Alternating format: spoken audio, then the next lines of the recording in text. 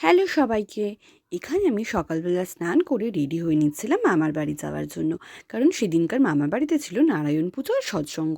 তো মা আগেই চলে গেছিলো, আমি আর বোন এখানে রেডি হয়ে বেরিয়ে পড়েছিলাম।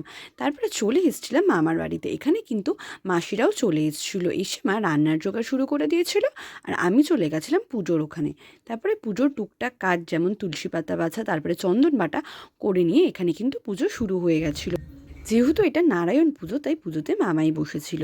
তারপরে এখানে দিদা ঘরের ঠাকুরকে পুজো দেওয়ার জন্য মালাগুলো বেঁধে নিচ্ছিল, আর বোন এখানে রাতের জন্য আলু ছাড়িয়ে নিচ্ছিল, আর আমি এখানে বসে পুজো দেখছিলাম। না ওই জন্য জোরে দেব না, ওই 26-এ প্রসাদ নেওয়া হচ্ছে বাড়ি চলে গেছে।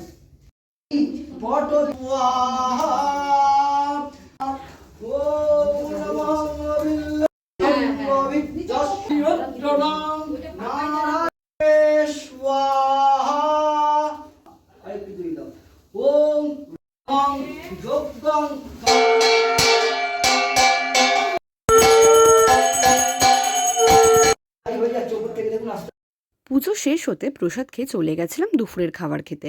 আর এসে দেখি মাসিরা এখানে প্রসাদ মাখছিল। তারপর আমিও একটু প্রসাদ খেয়ে নিয়ে সবাইকে প্রসাদ গুছিয়ে দিচ্ছিলাম। প্রসাদ দিয়ে ছাদে গিয়ে দেখি মা কিন্তু লুচি বানানোর প্রস্তুতি শুরু করে দিয়েছিল। কারণ যেহেতু রাতেই সৎসঙ্গ ছিল, তাই পুজোর পরপরই আমরা সবাই মিলে হাতে হাতে কাজ শুরু করে দিয়েছিলাম। এখানে দেখো প্রায় কিন্তু লুচি ভাজা তখন শেষ হয়ে গেছিলো। আর দিদা এখানে সৎসঙ্গের জন্য জায়গাটা কিন্তু সুন্দর করে গুছিয়ে নিচ্ছে। আর মা এখানে বসিয়ে দিয়েছিল আলুর দম। মা এখানে করছিল আলুর দম, আর আমরা সবাই মিলে ছাদে বসে একটু গল্প করছিলাম। টুকটাক গল্প করতে করতে মারও কিন্তু আলুর দম প্রায় হয়ে এসছে। আলুর দমটার কালার দেখো কত সুন্দর হয়েছে। তারপর আলুর দম হয়ে যেতে আমরা সবাই মিলে এখানে যে খাবারের প্যাকেটগুলো, সেই প্যাকেটগুলো আমরা করে নিচ্ছিলাম। এই ফার্স্ট টাইম কিন্তু আমি প্যাকেটগুলো করছিলাম, তাই আমার একটু প্রবলেমই হচ্ছিল। প্রবলেম তো হবেই, তাই প্রবলেম কাটিয়ে এখানে আমরা সবাই মিলে হাতে হাতে প্যাকেটগুলো রেডি করে নিয়েছিলাম। তারপরে প্যাকেটের মধ্যে খাবারগুলো গুছিয়ে চলে গেছিলাম নিচে সৎসঙ্গ দেখতে। দিদাদের বাড়ি কিন্তু আগেও অনেকবার সৎসঙ্গ হয়েছে, কিন্তু এই সৎসঙ্গটা আমি অনেকদিন পরেই দেখছি।